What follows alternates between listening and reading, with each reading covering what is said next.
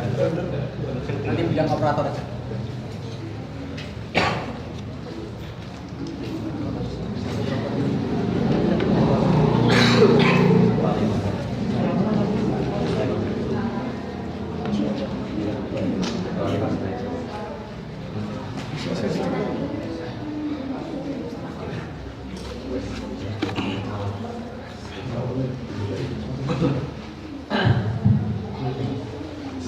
Assalamualaikum warahmatullahi wabarakatuh. Coba duduknya dirapikan dulu ya, yang Iman, yang awal juga.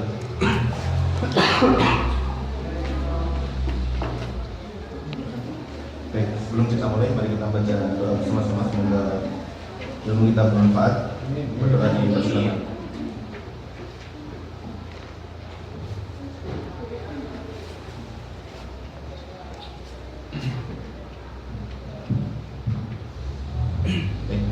Alhamdulillah kita bisa bertemu dalam keadaan yang baik. Maaf ya, saya lagi batuk. Kemarin telah minum susu gitu. Jadi kan kita tahu ya kalau kita itu hidup tanpa teori kita bisa. Jadi kalau tanpa ilmu pun kita juga akan bisa hidup. Dari mulai kita lahir juga nggak perlu teori, mati itu juga nggak pakai teori. Tapi kalau misalkan kita pengen hidup kita berkualitas, ya kita harus punya ilmu di dalamnya. Kalau pengen perut maju mundur sewaktu-waktu ya terserah kamu gitu. Tapi kalau pengen otot terbentuk dan lain sebagainya harus ada ilmunya. Nah, termasuk salah satunya konsumsi yang kita masuk dalam tubuh kita. Kemarin saya 3 hari di Ambon, saya cari di sana, cari susu nggak ada. Di Ambon tuh nggak ada susu. Kalau di Aceh isinya kopi semua. Kalau di Ambon nggak ada susu. Es teh pun jarang gitu, adanya air laut. Kayaknya telat minum susu dia juga tuh. Mohon maaf ya, semoga tidak tertular. Teman-teman semua, saya diminta untuk menyampaikan materi tentang leadership, tentang kepemimpinan. Sebelum saya perkenalan diri, saya ingin menyampaikan bahwa nanti kalau ada kata-kata yang salah dari saya, mau dimaafkan. Kalau ada kata-kata yang terkesan sombong, semoga ditangkap dari sudut pandang yang lain. Semoga tidak menjadi satu kesombongan yang terlumpar dari saya. Dan mungkin nanti ada beberapa cerita yang saya sampaikan dari pengalaman saya. Saya mohon maaf, bukan bermaksud untuk wah ini loh saya, begitu enggak. Saya cuma ingin bercerita bahwa saya dulu pernah mengalami ini. Dan mungkin at the end of the day kalian juga akan mengalaminya, maka punya satu ilmu. Yang paling penting dari materi yang saya sampaikan pada kesempatan hari ini adalah bahwa seorang pemimpin itu, teman-teman, bahwa seorang pemimpin itu dia harus selalu dekat dengan Tuhan dia. Masalah yang diterima oleh seorang pemimpin itu selalu lebih besar daripada kemampuan dia untuk menyelesaikannya.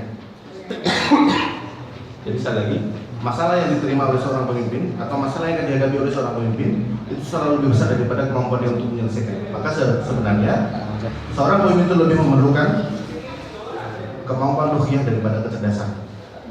Seorang pemimpin tidak akan pernah tahu, sehebat apapun insting seorang pemimpin, dia tidak akan pernah tahu fluktuasi kepemimpinan dia di masa depan. Besok mau akan ada masalah apa, dia tidak akan pernah tahu. Sehebat apapun insting seorang pemimpin, dia tidak akan pernah tahu masalah apa yang dihadapi esok hari. Maka kemudian dia harus selalu dekat dengan Tuhan dia, karena hanya Tuhan dia yang tahu masalah esok hari itu apa dan bagaimana solusi untuk menyelesaikannya. Ya, seorang pakar ekonomi namanya Hermawan Kertajaya, dia seorang Nasrani. Dia bilang begini, seorang marketer yang hebat, dia harus selalu dekat dengan Tuhannya. Karena saya bawa apapun insting seorang marketer, dia tidak akan pernah tahu fluktuasi pasar besok. Kapan terjadi inflasi tidak akan pernah bisa diprediksi. Bisa jadi memang ada ukuran dan hitung-hitungannya, tapi tidak pernah tahu fluktuasi ke depan pasar seperti apa. Tiba-tiba ada konflik, kemudian mata uang turun dan lain sebagainya, kita tidak pernah. Maka marketer yang hebat, dia harus dekat dengan Tuhan dia, karena kalau dia dekat dengan Tuhan dia akan dibisikin oleh Tuhan dia itu besok itu masalahnya begini, solusinya begini, termasuk dengan kepemimpinan. Makanya kemudian sebelum kita mulai langkah awal sebelum memimpin, yang harus kita tanyakan dulu kita sudah seberapa dekat dengan Tuhan kita. Kemarin waktu di kampus ada reorganisasi dari semua level, itu presiden BEM, kemudian teman-teman di aktivis dakwah kampus pada minta saran ke saya, Mas, saya tolong di coaching gitu ya, di coaching, minta saran bagaimana baiknya. Saya bilang, kamu sebelum tanya ke saya, kamu udah bilang belum sama Allah? Tadi malam kamu tajukan nggak cerita sama Tuhan kamu nggak? Kalau nggak jangan dulu, misalnya nanti aja. Kalau kamu belum bilang ke Allah, jangan bilang saya dulu. Gitu. Cinta dulu sama Allah, baru cinta sama saya. Nah, ada satu menarik teman-teman berkaitan dengan ini ya. Jadi saya dulu pernah punya temennya. Jadi di semester 1 itu saya pernah konflik. Jadi saya tuh hidup saya penuh dengan konflik begitu ya. Jadi makanya begini, di organisasi itu ada dua. Pertama public figure, yang kedua intelijen.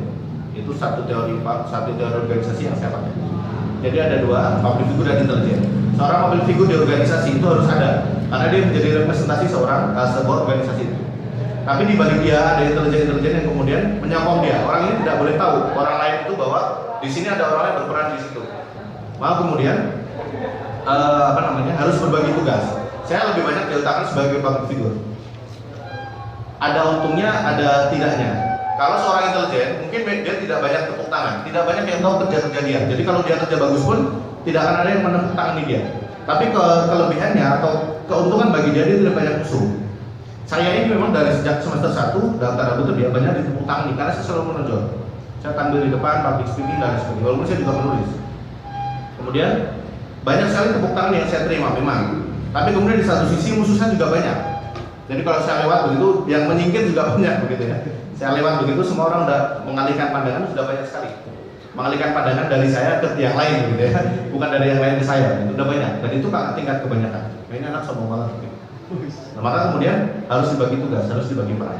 Nah, teman-teman semua, karena saya public figure dulu, kemudian banyak konflik begitu ya. Pernah satu saat saya konflik dengan satu kelompok, saya mewakili satu kelompok, ada kelompok lain. Intinya begini. Ini SKI ini banyak sekali seragam, lu tarbiyah, lalu sekutahir, lalu salafi, gitu kan, jamaah tabligh, macam-macam. Saya bilang begini, kalau misalkan kayak begini terus gak akan pernah selesai sampai yang mizan. Kita kumpul aja, kita kumpul, gue bilang ke mereka begini, gue tarbiyah, lu sekutahir, lu salafi, gue tahu semua kalian masing-masing. Tapi kalau masuk ke SKI, lepas semua baju kalian. Saya akan menghormati kamu, ya sebagai seorang sekutahir yang mendirikan khilafah dengan cara kamu, ya saya hormatin. Tapi kamu juga harus menghormati saya dengan pola saya. Saya akan menghormati teman-teman Muhammadiyah. Saya hidup di lingkungan NU, besar di Muhammadiyah. Saya tahu kalian semua, saya akan menghormati kalian. Nah, salah satu ketika waktu itu kumpul, ada satu yang tidak suka dengan saya dengan cara senyum. Saya buka baju mereka satu-satu, nggak ada yang nggak suka. Nah, pasca kejadian itu ada satu orang yang tidak mau saya sapa. Jadi saya ajak salaman itu nggak mau. Jadi saya ajak salaman nggak mau. Berhari-hari itu kita sempat. Saya tidak mau mulai, tapi ketika saya tidak mulai konflik. Ketika saya memulai perdamaian, mereka dia nggak mau. Ada satu orang. Sering berjalan waktu karena dia kelas B, saya kelas A, gitu ya. Akhirnya lama-lama kita jarang ketemu. Tapi konflik itu belum selesai. Tapi sering berjalan waktu, saya doakan dia. Saya bilang, ya Allah, ini yang membolak-balik hati itu bukan saya, begitu. Saya udah konsultasi ke beberapa orang. Baiknya bagaimana? Jawabannya klasik, ajak main futsal. Ya kan biasanya begitu. Kalau ada kita nggak suka sama orang kita ajak main futsal, yang senang-senang. Yang jadi masalah, saya suka futsal, saya punya tim futsal. Dia nggak bisa futsal, gitu kan? Ajak main basket, dia nggak bisa main basket, ya. Ajak berenang, dia nggak bisa berenang. Kalau dia kelelep, saya masuk polisi ya. Kemudian diajak main-main, diajak macam-macam nggak ada yang bisa. Dia nggak bisa futsal, nggak bisa basket, nggak bisa ini, nggak bisa. Bisanya apa? Main silat, ya. Dia dulu pendekar silat. Saya yang mati teman-teman ya. Saya bilang Pak, daripada saya bunuh diri gitu kan. Ya udah, saya doa. Ini waktu itu pernah diskusi nih sama teman-teman, ditanya kan, bagaimana cara kita menaklukkan hati orang? Ada yang bilang, Mas ajak begini, ajak makan dan sebagainya. Saya bilang jangan, doakan dulu. Itu ditertawakan saya satu forum. Jadi saya bilang, daripada kita susah begitu, kita punya Allah yang bisa membalikkan hati, kita doakan saja mereka. Itu banyak yang menertawakan saya, gitu kan. Saya bilang ya udah nggak apa-apa, selalu dah. Nah, kemudian sering berjalan waktu, saya doakan tuh, dan saya tidak tahu. Intinya begini teman-teman, suatu saat saya butuh nih seseorang yang jadi SK ini kami bisa ada program baru namanya pelayanan umat. Ini masih kosong, baru terbentuk di tahun saya. Perlu orang yang ngelola ini. Dan tentu karena baru butuh effort yang lebih. Akhirnya setelah saya minta ke teman-teman pada nggak mau karena mereka nggak punya pengalaman. Ada satu orang yang kemudian saya tawarin dan dia mau. Yaitu orang yang kemudian dulu tidak mau saya ajak salaman. Tidak berhenti di situ teman-teman. Begitu dia menjadi bawahan saya, jadi ketua, saya jadi ketua, dia jadi bawahan saya, jadi staf saya, jadi kepala bidang. Itu saya bilang ke teman-teman waktu saya menjadi ketua SK itu, saya bilang begini, kalau saya mimpin, gitu ya, semua inovasi lakukan sebanyak-banyaknya, lakukan inovasi sebanyak yang kalian bisa. kalau kalian salah dalam melakukan inovasi itu, saya tanggung jawab. Saya bilang begitu, biar mereka pede. Walaupun ketika di lapangan, kalau kalian salah ya kalian tanggung jawab gitu ya. Jangan saya tahu yang tanggung jawab. Tapi biar pede dulu mereka. Begitu mereka pede begitu, ternyata benar, inovasi itu banyak sekali. Karena inovasinya banyak, ya gagal juga sabar. Jadi begitu saya mengajukan ini, begitu mereka akhirnya lama-lama kan jenuh. Ini inovasi gagal mulu gitu kan. Saya lakukan ini, coba dikerjakan ini bareng-bareng. Ada yang nggak setuju, banyak yang tidak setuju. Dan ada satu orang yang selalu mendukung saya ketika inovasi itu. Kemudian bahkan saya sendiri tidak tahu apakah ini akan berhasil atau tidak. Yang mendukung itu adalah orang yang kemudian tidak mau saya ajak salaman dulu. Kemudian bahkan satu saat saya mengajukan nih usulan ke teman-teman, coba kita melakukan ini nih. Pada nggak setuju semua. Saya sendiri juga nggak tahu. Saya kenapa ngomong begitu ya. Tapi dia juga maju gitu. Saya setuju gitu. Saya emang lu tahu ya gua ngomong ini nggak tahu gitu. Dia nggak tahu. Pokoknya memang setuju dulu gitu. Saya setuju dulu gitu. Nah itu berjalan terus sampai kemudian suatu saat ada ada satu acara begitu namanya Expo Internal ya. Jadi semua UKM itu suruh tampil. Ada kastrat itu, ada skata itu yang band-band itu, mereka ngeband gitu ya. Sepanjang sejarahnya SKI berdiri sampai hari itu nggak pernah SKI tampil dengan alasan apapun, nggak pernah tampil. Gue bilang, masa kita nggak berani tampil? Coba lihat ke PMK, mereka aja bangga dengan bapak ibu mereka, kan? Bapak Kudus gitu kan. Mereka nyanyi begitu di depan. Mereka bapaknya aja bangga gitu kan. Kita nggak bangga, belum gitu. Akhirnya saya bilang begini, kita bikin ini juga gitu kan. Itu semua nggak sepakat. Wah ini nggak akan jadi kecuali dia, gitu ya. Dia bilang ini bakal jadi begitu kan. Dia bilang emang lo tahu? Enggak. Tapi dia setuju dan akhirnya jadi beneran. Itu dilakukan sampai terus bertahun-tahun. Jadi kita ada 3 inovasi besar yang membuat organisasi itu kemudian dari awal kita bikin LDK ya, latihan dasar kepengurusan, kemudian Expo Internal kita tampil, sama kemudian kita renovasi Kansas itu terus berjalan jadi taulis ya sampai saat ini. Itu salah satu gara-gara dukungan teman saya dan teman-teman. Terakhir kemarin sebelum, jadi 3 bulan yang lalu ya, saya ke kosnya dia selama 2 minggu, nginep ya. Nah, karena ada wifi di situ. Saya di situ. Dia ngeliat jam saya pakai jam saya dulu ada tinggi. Jadi kalau nggak dipencet, dia nggak nyala. Kalau dipencet itu baru nyala. Yang enak dari LED itu, jam LED itu, rusak nggak rusak, orang nggak tahu. Kayak saya itu gitu. Nah, kalau saat saya main ke sana, saya taruh jam saya, bukan dipencet sama dia. Oh nggak nyala gitu kan? Ya malah rusak saya bilang gitu. Jadi kamu kemana-mana pakai ini, saya bilang iya. Saya ke Aceh, saya ke Maluku, saya ke Makassar, saya kemana-mana, saya pakai ini jam rusak ini gitu kan. Terus kalau kamu lihat jam dia pakai HP gitu kan. Jadi kalau jam berapa? Saya dulu mas, ya keluarin HP dulu gitu. Nah, kemudian teman-teman, begitu dilihat jam saya rusak, dia langsung copot jam. Dia bilang ini jam buat kamu, ini yang saya pakai. Itu adalah jam yang kemudian ketika dia lihat jam saya rusak, dia langsung copot jamnya dia. Ini padahal baru dia beli 1 minggu sebelum dikasihkan ke saya. Jadi 1 minggu sebelumnya dia beli jam, dia lihat jam saya rusak, dikasihkan ke saya jamnya. Dan ini saya pakai sampai saat ini. Itu adalah orang yang dulu tidak mau saya ajak salaman, bayangkan. Yang kemudian akhirnya menjadi pendukung utama saya, walaupun dia nggak tahu apa yang dia dukung gitu kan. Kemudian dia ngasih sesuatu yang kemudian saya butuhkan. Bayangkan, dia nggak pernah saya ajak futsal, dia nggak bisa futsal, ya. Nggak pernah saya ajak main basket, nggak bisa main basket. Nggak pernah saya ajak renang, karena dia nggak bisa renang. Tapi kemudian akhirnya ada sesuatu yang saya juga tidak tahu kenapa itu terjadi. Tapi kita tahu ya mau kali baru sambil kau biara ini, ya. Wahai yang bolak balikan hati, maka jangan pernah memisahkan antara agama dengan teori kepemimpinan. Orang bodoh yang cuma melakukan itu. Steve Jobs sekalipun, dia juga seorang agamawan. Dia tuh kalau lagi lagi suntuk begitu ya, lagi futur bahasa kita gitu. Steve Jobs futur, dia datang itu biksu-biksu itu. Benar kan? Karena satu sisi sama gitu ya, dia gundul. Dia datang itu cari penasihat spiritual. Itu selalu ada orang-orang besar, ada selalu ada sebuah energi besar di belakang seorang pemimpin yang besar. Makanya bodoh ketika orang mengatakan saya memimpin dengan teori kepemimpinan, omong kosong. Itu hanya berada di pasar, ya. Cuman buat dijual, ya, teori kepemimpinan. Tapi kalau real di lapangan dia selalu pasti punya tenaga besar. Saya kemarin diskusi sama seseorang, ya. Dia anggota dari JCI, Jakarta Junior Chambers International. Dia cerita teman-temannya yang jadi pengusaha showroom Lamborghini dan lain sebagainya. Gitu. Dia cerita tentang 9 angka macam-macam. Dia bilang begini, sebenarnya teori-teori bisnis begitu itu cuma buat UKM-UKM yang ada di pasar begitu. Kalau kita yang ada di level-level atas sudah nggak pakai kayak begituan lagi. Maka kemudian ada selalu satu step yang lebih. Nah, saya ingin menyampaikan ini dulu sebelum teori-teori nanti, ya. Maka selalu dekat dengan Tuhan kalian untuk memimpin, karena tidak akan pernah ada pemimpin yang bisa besar tanpa dia punya satu pendukung yang besar. Apalagi kalau bukan Tuhan, ya. Selalu ada Allah di tengah-tengah jalan kepemimpinan seorang pemimpin yang besar.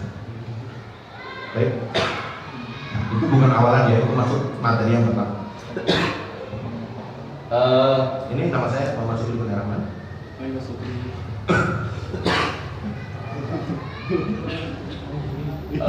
Apalagi itu web saya sekarang masuk di situ. Saya dulu pernah bikin web muhammadsukri.com beberapa minggu sebelum saya dipilih jadi ketua Puskomnas. Begitu saya dipilih jadi ketua Puskomnas, Puskomnas itu Pusat Komunikasi Nasional Forum Silaturahmi Lembaga Dakwah Kampus. Jadi kalau kalian punya full DFK ya, itu kan forum ukhuwah lembaga fakultas kedokteran seluruh Indonesia. Nah, saya itu membawahi lembaga dakwah kampus di seluruh universitas di Indonesia. Jadi kebetulan kerjaannya sama Allah dikasih kesempatan untuk keliling ya, dari Sabang sampai Merauke. Saya sudah pernah semua kecuali ke Papua. Papua saya belum siap mental. Baik, itu Facebook saya. Silakan kalau mau diskusi. Kita manfaatkan Facebook kita untuk sesuatu yang berguna ya. Saya kemarin barusan diskusi sama teman-teman di Finlandia, di Jepang yang melalui begitu ya. Jadi jangan, ya hentikanlah ya posting foto-foto alay gitu. Ganti dengan sesuatu yang lebih bermanfaat. Gitu. Lanjut deh. Ini waktu saya di Aceh ketemu dengan pengungsi Rohingya. Nanti saya ceritakan kalau ada. Lanjut. Oke, pemimpin. Jangan kalau saya belum next ya. Nanti kiamat.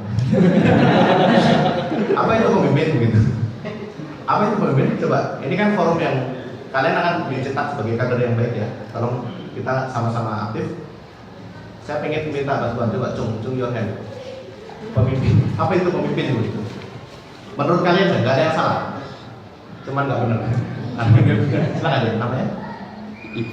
Ibrahim. Apa namanya? Menurut angkatan berapa? 14 ya. Dan asal dari? Kartasura. Oh, Kartasura. Kartasura ya. Iya. Dia juga salah ya. Oke, menurut kamu pemimpin itu apa ya kamu deskripsikan dari seorang pemimpin, dari kata pemimpin? Pemimpin. Kalau menurut saya dilihat dari peran-perannya, orang yang mampu manajemen anggota. Orang yang manajemen anggota. Oke, yang apa? Yang apa tuh? Silakan. Ada? Oke, silakan deh. Pemimpin. Orang yang bisa pemimpin adalah seorang yang bisa menjadi uswah, bisa jadi tauladan bagi orang-orang yang dipimpin. Oke, good. Oke, silakan. Penyambung Tuhan dan umat manusia. Asik.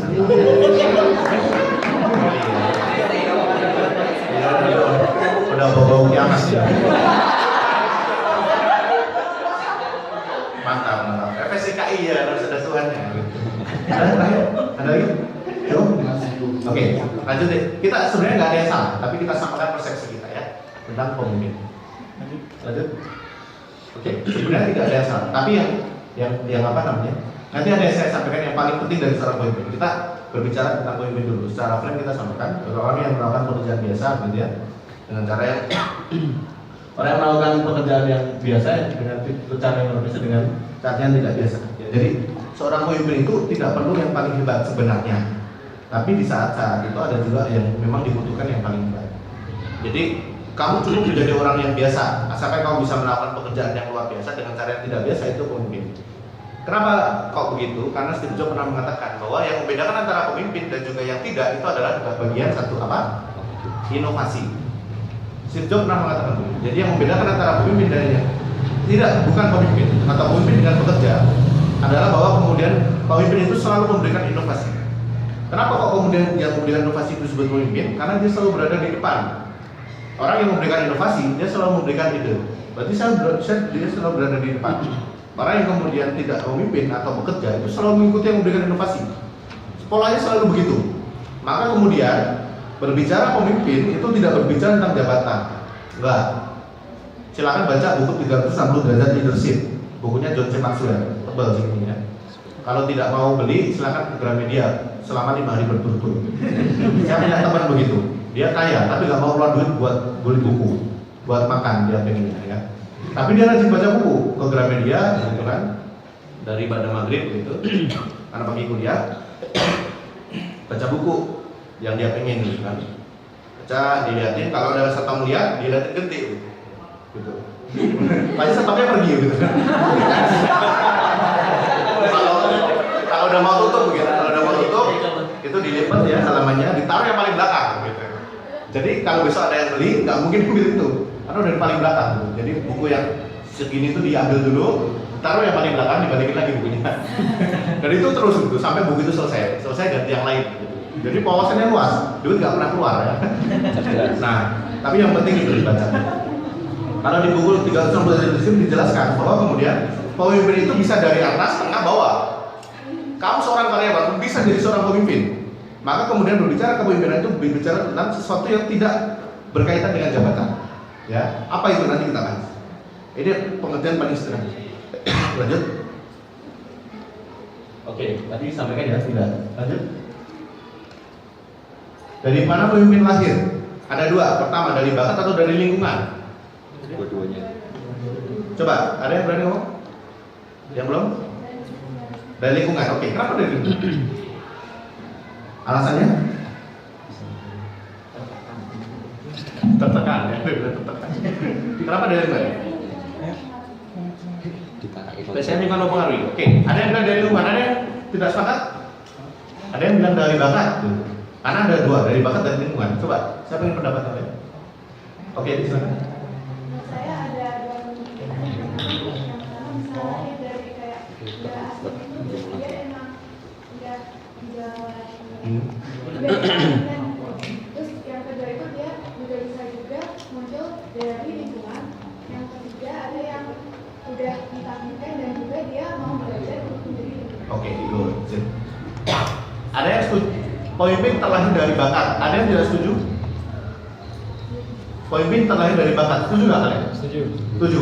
Yang bilang setuju mana? Tanggung jawab, silakan. Kenapa kamu bilang setuju?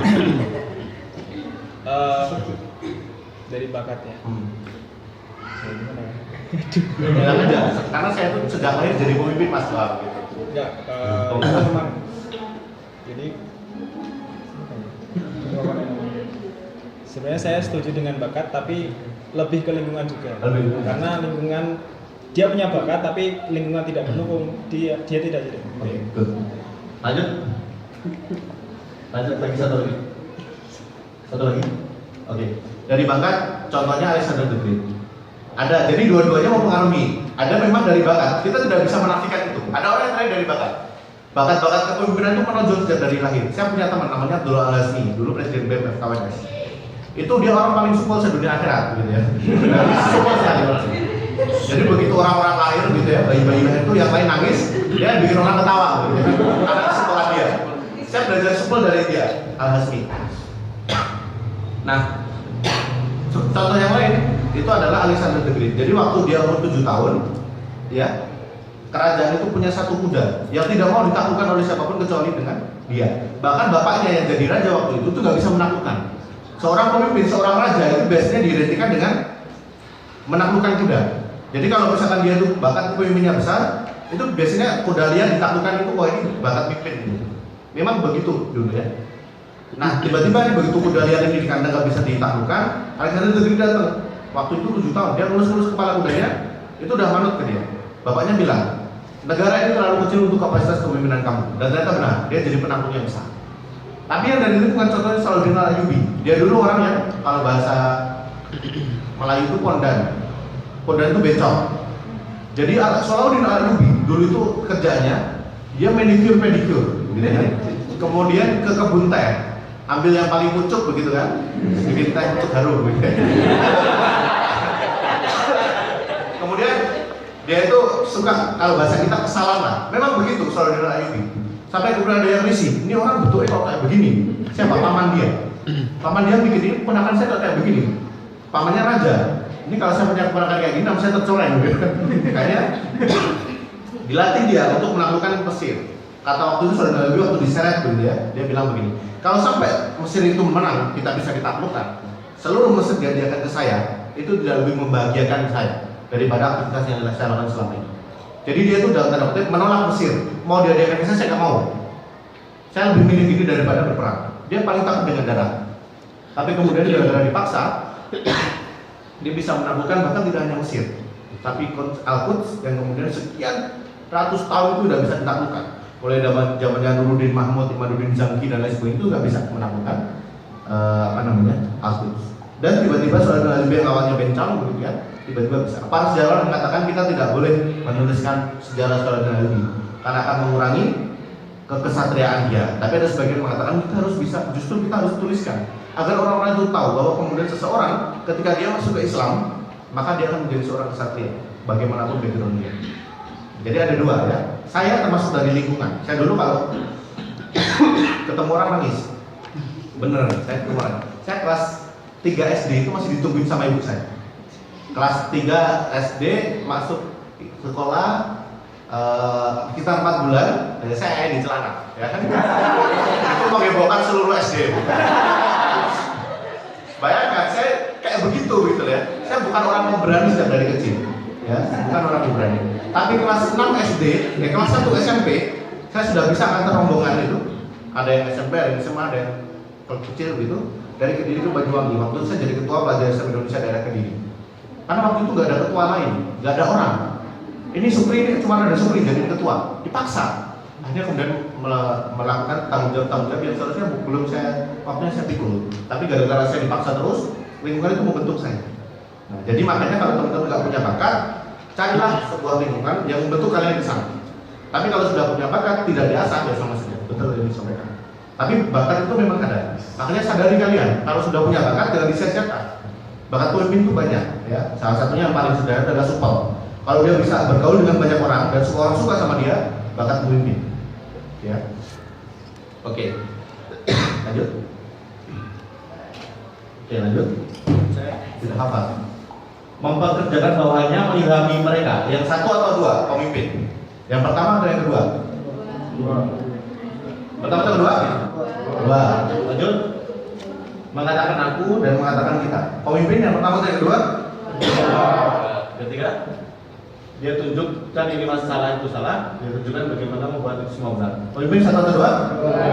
Kemudian satu atau dua? Dua ya. Yang nomor dua itu mengatakan aku, mengatakan kita. Saya punya seorang temannya dulu. Dia terpilih sebagai salah satu UKM komunitas baru begitu. Dia diliput sama media, masuk koran acaranya itu, acara satu organisasi itu masuk koran. Waktu itu memang rektor datang dan biasa aja sih rektor datang ke acara itu biasa, ya kan? Kayak oh yang wow, padahal dia biasa. Dia datang waktu itu ke sana, difoto, waktu dia sambutan difoto. Bayangkan teman-teman, semua koran laporan itu, tapi korannya bukan koran-koran ini ya, koran 11 Maret gitu kan. Kemudian masuk ke media yang ya ecek-ecek lah. Itu dikumpulin tuh. Kemudian kan menurut kalau kita misalkan saya jadi ketua acara kan diwawancara. Menurut Sukri, acara ini dilakukan bla. Nah itu semua ada yang katanya ada namanya dia tuh di garis bawahi, dibunderin semua gitu, pakai merah-merah gitu. Ada fotonya dia tuh dibunderin kepalanya. Ini kan alay ya. Di foto itu, kemudian di scan sama dia, di scan dimasukin ke Facebook, menunjukkan bahwa itu acara dua gitu. Padahal itu jelas acaranya organisasi. Nah kayak begini-begini tuh, itu bukan pemimpin, dia bos. Dan banyak yang kayak begitu. Yang mulai dari sekarang ngatur-ngatur gitu kan. Tidak pernah mengatakan, ayo kita bareng-bareng selesaikan ya. Nah yang kayak begini-begini, saya ingin menekankan pada kalian, coba dicek kapasitas kepemimpinan kalian itu sejauh mana. Sudah menjadi pemimpin atau hanya sebatas bos. Menyelenggarakan acara besar, tapi kalian tidak pernah membawa yang di belakang kalian.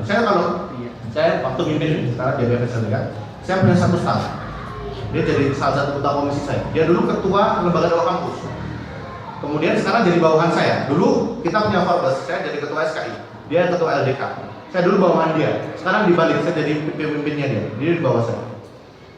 Ya awalnya dia nggak terima. Dalam artian dulu saya pimpin, sekarang kok kamu pemimpin saya.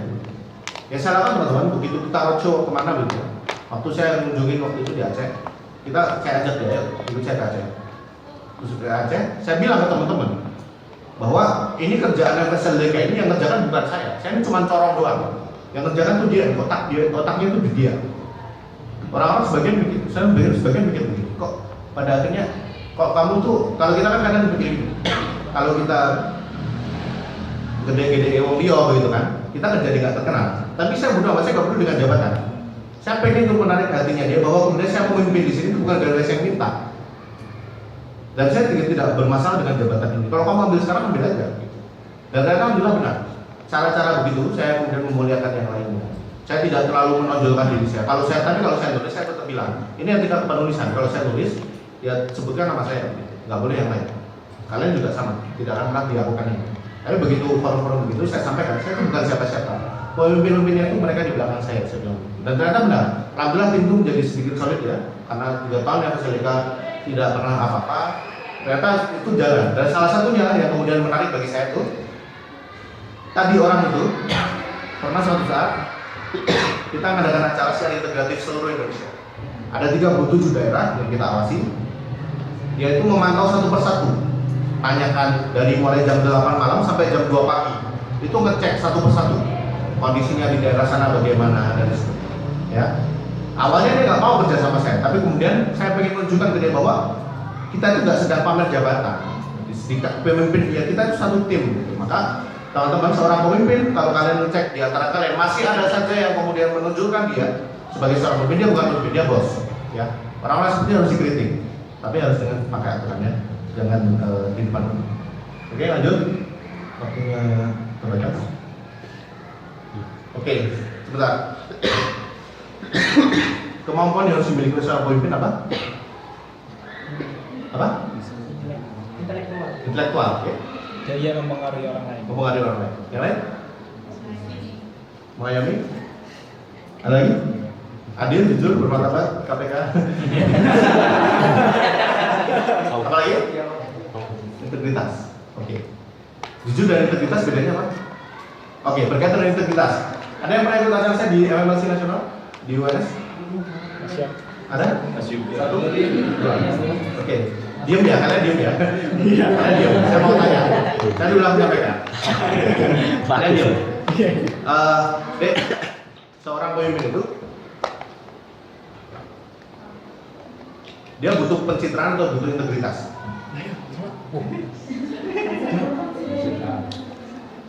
Dua-duanya. Terus? Pencitraan yang berintegritas. Oke. Yang lain? Lebih butuh mana pencitraan dan integritas? Butuh dua-duanya atau butuh salah satu? Satu aja, kenapa? Apa? Satu itu apa? Integritas, ha? Silakan.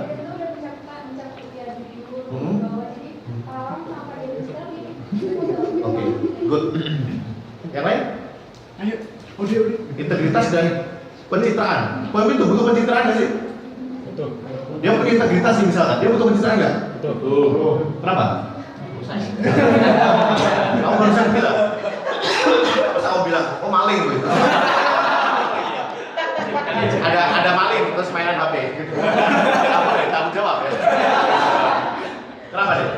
Pencitraan. Ya butuh. Biar orang itu juga terpengaruh gitu kan mas. Dengan pencitraan itu. Dan pencitraan juga dibuat. Oke, good. Teman-teman, ini ya salah satu rumusnya. Pemimpin itu butuh pencitraan dan integritas. Butuh dulu nggak? Jawabannya butuh.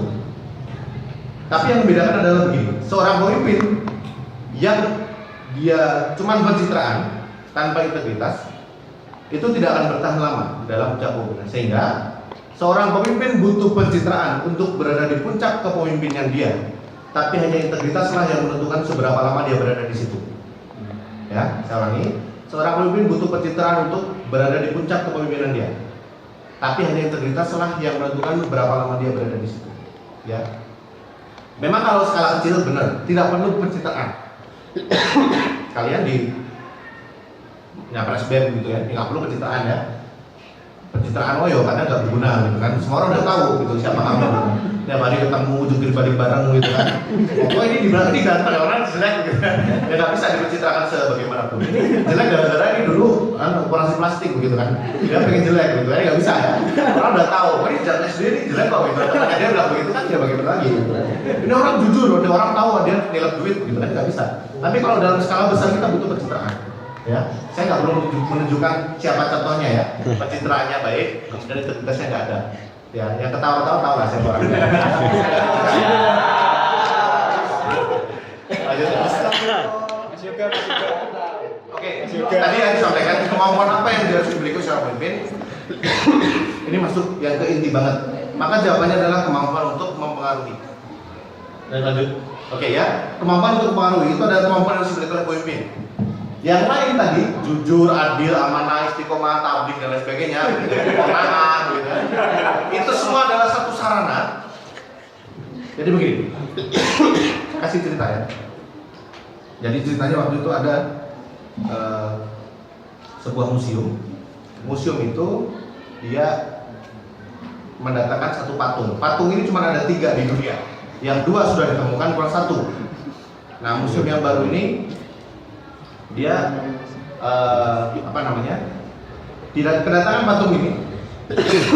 Kemudian di-share ke publik, tapi belum dipasang.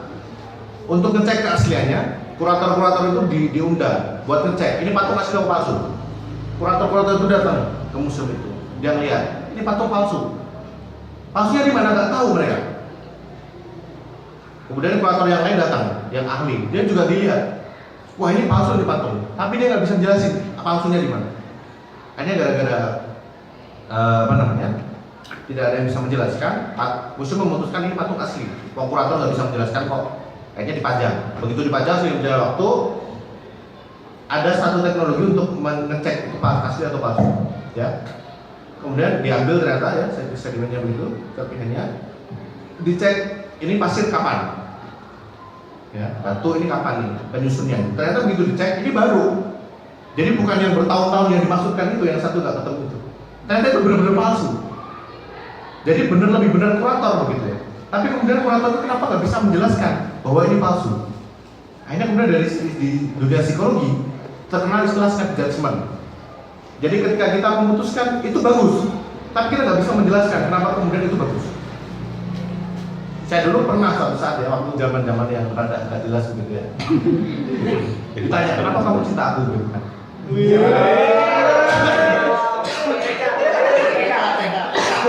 Sobat saya. Saya bilang nggak tahu. Dan karena seorang perempuan itu lebih suka cowok yang bisa merasionalkan alasannya gitu kan. Saya bilang, ini tentang self judgment. Wah. Jadi lebih intelek begitu omongannya ya. Jadi ketika kita memutuskan kita mencintai seseorang, kita nggak tahu kenapa kita mencintai, kita cuma tahu bahwa kita tuh cinta sama dia. Itu self judgment. Kadang coba kalian suruh menjelaskan kenapa kalian cinta sama ibu. Karena ibu melahirkan kita, belum tentu gara-gara itu. Kadang kita ada masa merasa tidak beruntung gitu. Oh, aku dilahirkan dia gitu. Ya. Tapi self judgment itu teman-teman, itu adalah sebuah akumulasi. Nah ini yang penting. Bahwa kemudian ketika kita menilai seseorang, menurut saya dia cocok memimpin saya, itu biasanya kan akumulasi. Kita nggak bisa menjelaskan poin per poin. Ini ketua saya ini bagus orangnya, saya pengen menjadi anak buah dia, tapi kita nggak bisa menjelaskan dia jujur nggak jujur. Tapi bisa jadi kejujurannya itu nggak bisa merubah kita. Tapi ada sesuatu yang kita nggak tahu. Nah teman-teman semua, apa yang kita lakukan selama ini itu menjadikan satu pencitraan pribadi. Ada satu yang muncul dari diri kita yang kemudian membuat orang itu mempengaruhi kita mempengaruhi orang lain. Dan itu semua adalah tadi ya, amanah, jujur dan lain sebagainya. Sederhana, bisa jadi karena dia suka berbagi dan lain sebagainya. Itu semua ngumpul jadi satu, menjadi sebuah karakter yang melekat pada seorang pemimpin. Dan itu menjadi bahan dasar dia untuk mempengaruhi orang lain. Maka sangat jarang pemimpin itu yang parsial, dia jujur tok, tapi dia suka emosi, dia nggak akan pernah bisa, karena nggak muncul itu tadi, yang membuat orang lain begini. Pasti ada satu, dia memang jujur sih, tapi dia emosian. Saya nggak suka dipimpin sama dia.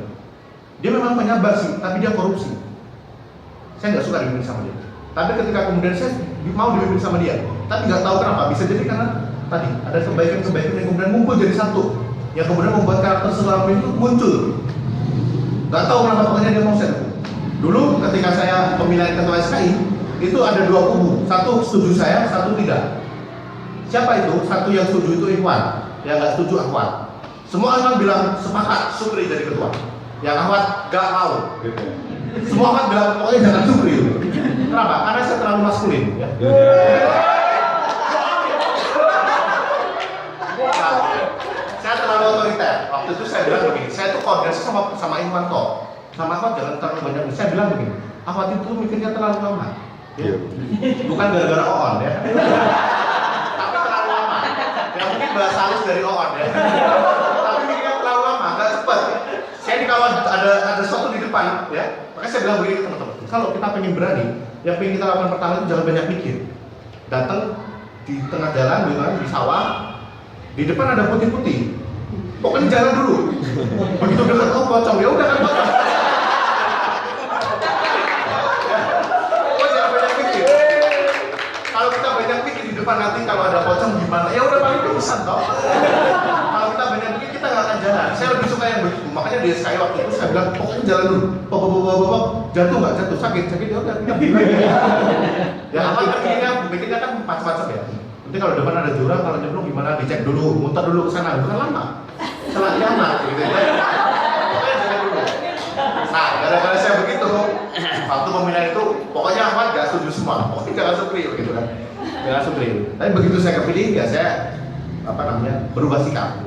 Saya lebih perhatian lah kira-kira. Langsung batuk lagi deh.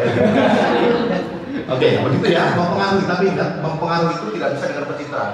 Integritas itu dilahirkan dari sebuah karakter yang kita. Jadi makanya kan saya sering bilang, momentum itu adalah akumulasi dari pekerjaan-pekerjaan kecil yang kita lakukan yang menemukan waktunya. Jadi momentum itu ada dua, satu kesempatan yang diberikan Allah pada kita, yang kedua adalah kemampuan kita. Kesempatan memimpin itu tidak pernah tahu kapan datangnya, tapi yang kita bisa lihat adalah kemampuan kita memimpin. Makanya jujur, kemudian kita bersahabat dengan banyak orang, kita perhatian pada banyak orang itu membentuk karakter kita, sehingga ketika kesempatannya datang kita siap untuk memimpin. Kalau enggak ya nggak bisa. Dalam waktu 1 minggu 2 minggu itu nggak bisa dibentuk kejujuran, nggak bisa. Kejujuran itu nggak bisa dibentuk oleh waktu. Ya. Karakter itu nggak bisa dibentuk oleh waktu. Dia tempaan satu persatu. Pemimpin itu memiliki. Makanya kemudian watch your step. Perhatikan terus kamu tuh besok ngapain. Kalau ngomong kasar pikir dulu. Ya. Saya merubah image saya dari Sukri yang kasar. Saya orang Jawa Timur ya. Bilang cacuk begitu biasa. Ya. Di Jawa Tengah begitu semua orang ngomongnya rada halus gitu. Saya udah biasa ngomong cacuk dulu. Saya nggak misu saja alhamdulillah. Nah, saya merubah image itu. Karena saya begitu pertama masuk Solo ya saya tidak terbiasa. Saya merubah itu dalam waktu yang cukup lama 1 tahun untuk kemudian mengembalikan image bahwa sudah bisa menjadi orang yang rada halus gitu. Itu sudah lama. Saya tahu loh.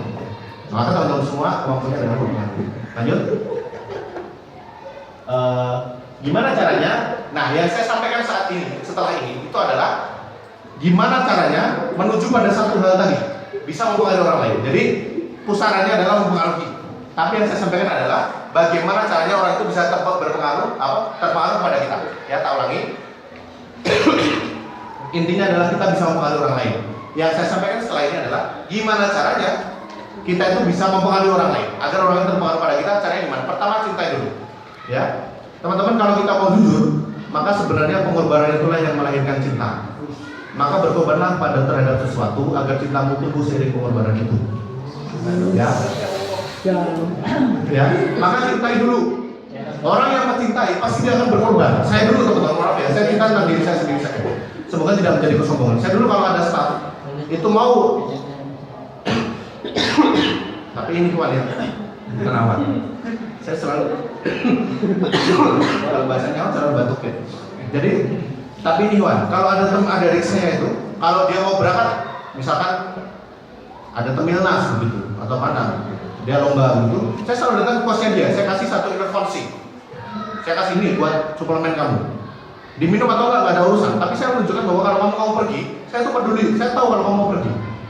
Kalau ada yang sakit, saya sudah datang dengan satu paket sari roti, kemudian susu ultra yang paling kecil gitu ya, sama satu lagi vitamin. Itu semua paketannya sama, kecuali satu orang. Dia gede banget ya, badannya 130 kilo. Khusus ke dia, saya berikan pizza. Ya, pizza di situ ya. Dua saya bilang begini, kamu pengen apa? Enggak usah mas kan, pura-puranya begitu kan. Mas gitu kan. Udah, kamu pengen bebek apa pizza? Dia milih pizza mas gitu. Awalnya enggak mas gitu, tawarin bebek pizza langsung pizza. Saya berikan dua, pokoknya kamu makan semua. Itu ceritanya teman-teman. Saya waktu itu ngisi di Tamango ini dari pagi sampai siang sampai sore gitu. Saya pulang waktu itu sampai di Solo Isya. Itu benar-benar kondisi sudah lelah sekali. Tapi saya lihat ini staff saya ada yang sakit. Saya langsung pergi cari pizza. Kemudian saya kasihkan itu pizza, saya suruh makan. Saya baru sadar kalau saya belum makan. Ya baru setelah itu saya baru belum makan. Nah teman-teman semua, kenapa saya melakukan itu bukan gara-gara saya pengen apa enggak, tapi karena saya cinta sama staff-staff saya. Saya merasa mereka itu bagian dari saya. Maka kemudian ketika sakit ya saya pertama kali datang ke sana. Maka cinta dulu ke mereka. Ya. Syarat pertama agar orang itu mencintai kita cinta dulu dengan mereka. Setelah itu teman-teman, kalau ada saya kemarin barusan terakhir ada bom ya di Tamrin itu. FSLK harus bikin rilis. Kita selama ini bikin pernyataan sikap. Saya bilang kalau pernyataan sikap semua orang juga bisa. Anak SD pun pernyataan sikap juga bisa. Mas saya nggak setuju dengan bom selesai.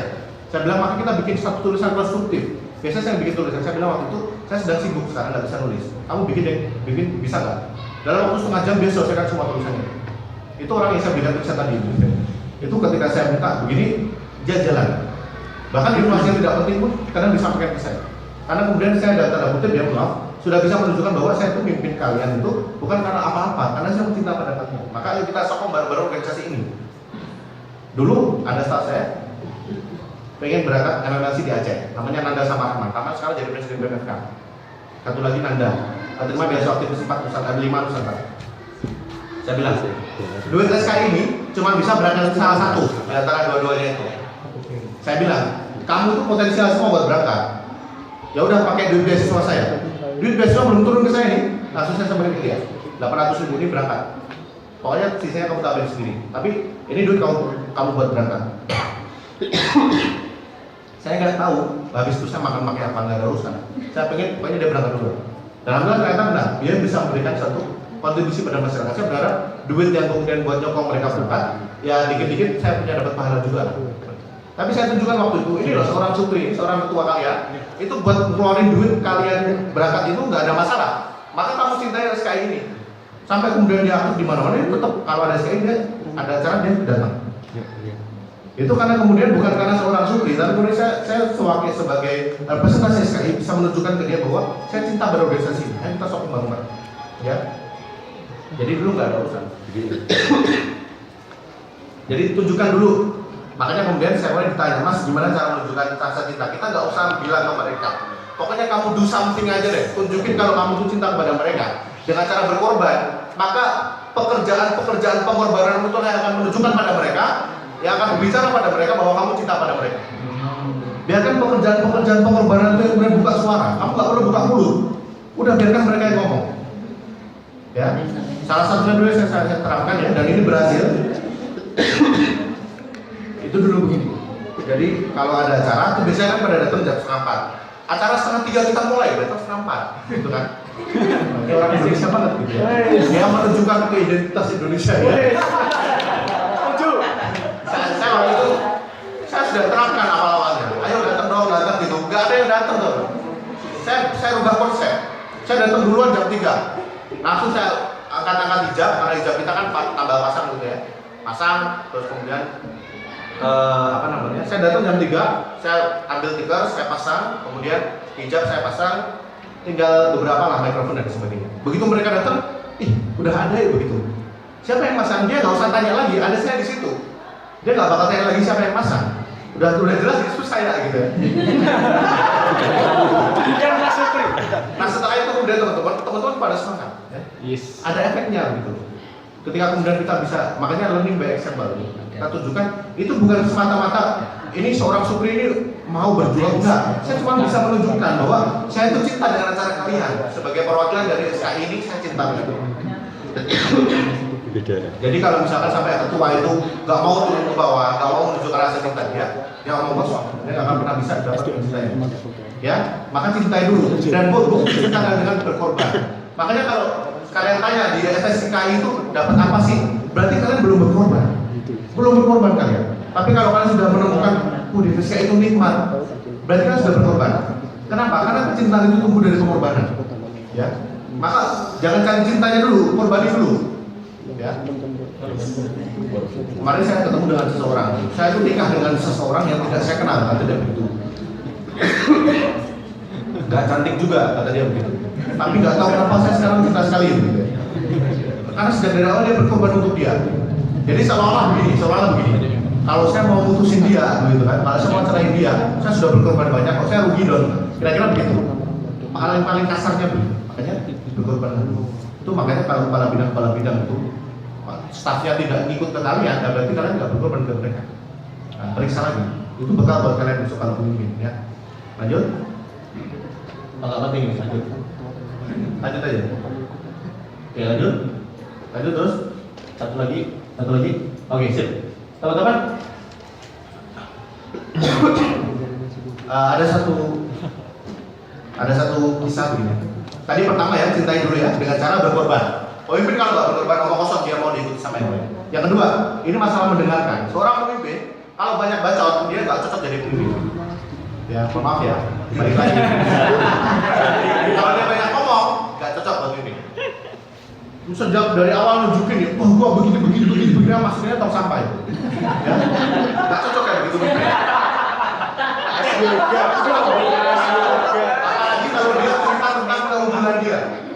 Apalagi kalau dia cerita tentang keunggulan dia, dia nggak cocok jadi pemimpin. Saya punya teman prestatif banget, prestasinya banyak sekali, tapi dia nggak pernah menempati sekalipun pos kepemimpinan. Karena nggak ada yang suka. Saya baru nyampaikan ini ke adik saya, dia langsung datang ke saya, Mas, saya punya dosa besar, saya banyak ngomong. Ya udah rubah saja, tapi nggak bisa cepat, saya bilang. Orang sudah ngejudge kamu banyak ngomong. Saya dulu nggak pernah ada yang tahu seorang supir siapa, saya pernah tahu. Ya, tapi orang-orang yang memang suka ngomong sejak dari awal itu bisa jadi pemimpin, asalkan dia punya kemampuan mendengarkan yang juga bagus. Itu bisa. Saya punya seorang pemimpin, ya dulu dia pemimpin saya. Itu banyak ngomong juga, kemana-mana itu ngomong, sama tembok aja dia ngomong. Tapi telinganya selalu terbuka buat orang lain. Selalu terbuka. Makanya kemudian dia juga dipilih. Nah, yang membedakan antara orang yang banyak ngomong dan orang yang pintar ngomong, bedanya satu, tempat dan juga waktu. Kapan dia ngomong? Kalau nggak ada hujan, nggak ada ngomong, nggak ada angin dia ngomong, meracau sendiri, itu banyak ngomong. Tapi kalau dia memang disuruh ngomong, dia ngomong, itu pintar ngomong. Ya, makanya kita harus bisa membedakan. Nah, ada sebuah kisah begini. Seorang John C. Maxwell, suatu saat dia ada jamuan makan, ngobrol sama seorang ahli tumbuhan, kalau nggak ahli ikan, saya lupa. Ada seorang ngomong dengan ahli ikan, dia cerita. Maaf ya kalau saya salah, intinya begitu. Ini ikan ini tuh begini. Yang punya rumah itu, yang punya jamuan makan itu, dia ngomongin tentang ikan. John C. Maxwell nggak ada apa-apa tentang ikan. Dia tahunya kepemimpinan, dia ajak ngomong ikan, dia nggak tahu lah. Dia ajak ngomong ikan itu begini. Apa yang dilakukan John C. Maxwell? Iya, bagus. Oh begitu ya, oh hebat begitu. Dia cuma mendengarkan selama 1,5 jam. Oh, begitu ya, dia merasa tertarik. Oh, ikan begitu. Kemudian begitu dia pulang, gitu ya. Begitu dia pulang, si orang ini tadi tahu kan? Itu cerita ke orang yang lain. Kamu tahu nggak? John C. Maxwell itu dia ahli ikan. Pasti dia nggak tahu tentang ikan. Dia cuma modal kuping tok gitu ya. Orang lain sudah tertarik ke dia, bahkan menganggap dia itu lebih jago daripada dia. Dia ceritakan itu ahli ikan. Padahal dia nggak tahu apa-apa. Dia cuma modal, oh iya, oh bagus, oh ikan dia. Cuma modal begitu teman-teman. Makanya kalau kalian ingin lahir sebagai seorang pemimpin yang hebat, buka telinga dulu sebelum ngomong. Dulu di salah satu di SMA kalau tidak salah, SMP kalau tidak salah, Al-Azhar ya, kalau saya tidak salah, itu muridnya dikasih tugas, pulang dari sini, kalian ketemu sama office boy, satpam dan sebagainya, bawa catatan. ajak ngobrol, tapi tanya satu hal saja, gimana kabarnya? Kalau dia sudah menyampaikan, tulis. Udah, dia cuma boleh tanya satu, kalau tidak dua, begitu. Intinya yang banyak ngomongnya itu satpamnya atau office boy. Itu dilatih tuh buat mendengarkan, dan ternyata susah. Kalau kata Ustaz Salim Afila, seorang suami yang idaman ya, itu adalah seorang suami yang bisa selalu kapan saja mendengarkan cerita istrinya. Karena istri itu kadang menceritakan satu kejadian itu berulang kali. Hari Senin dia bercerita tentang masakannya yang enak, tentang nasi goreng dia yang enak. Hari Selasa menceritakan itu lagi. Hari Rabu menceritakan itu. Ya. Dan laki-laki adalah orang yang paling susah mendengarkan. Ya, makanya kalau laki-laki bisa mendengarkan, itu dia jadi pemimpin kita. Saya punya adik, saya latih ke adik saya ya, tapi laki-laki ya. Saya jarang komunikasi dengan perempuan ya, jaga pandangan gitu ya. Saya punya adik-adik binaan kan. Itu juga ceritanya begitu. Kemarin udah cerita sih lo gitu. Gue tapi gue diem, udah tahan aja. Begitu ya begitu ya. Begitu ya. Tapi itu melatih dan ternyata susahnya minta ampun.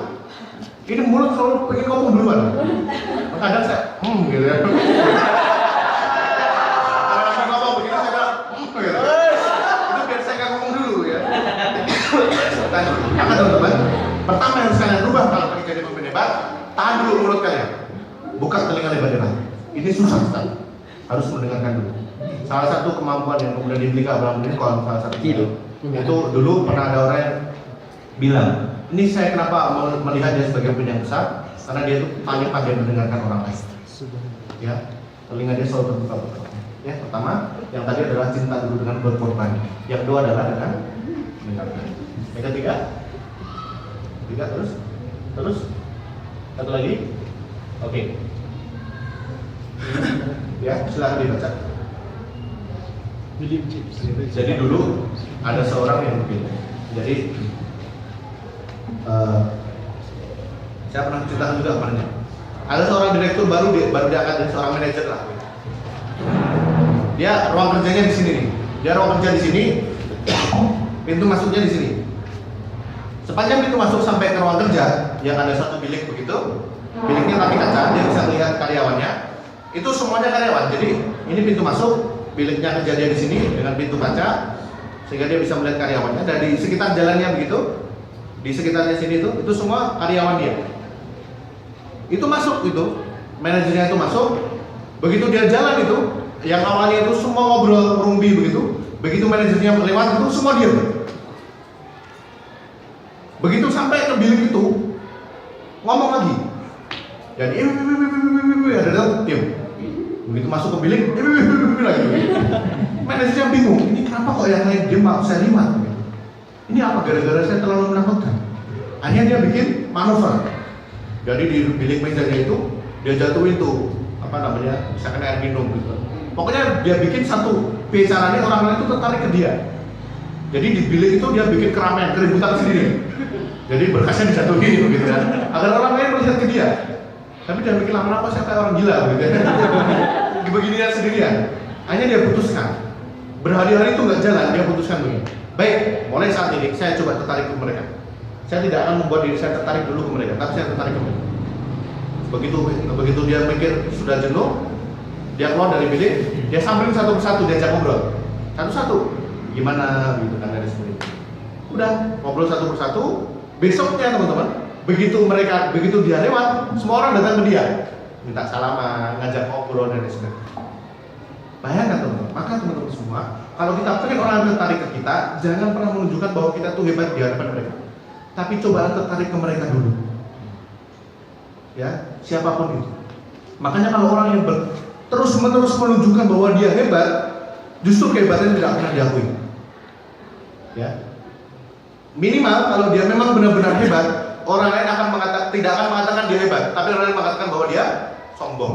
Di buku yang saya sebutkan, tidak ada yang tidak bisa dibeli oleh seorang perempuan kecuali dengan kerudung panjang. Apa? Anggun. Nggak bisa dibeli. Dia cantik bisa dengan yang lain. Orang yang kemudian di SPG begitu, dia nggak pernah dibilang anggun. Secantik apapun dia nggak pernah dibilang anggun. orang lebih memilih dia seksi dari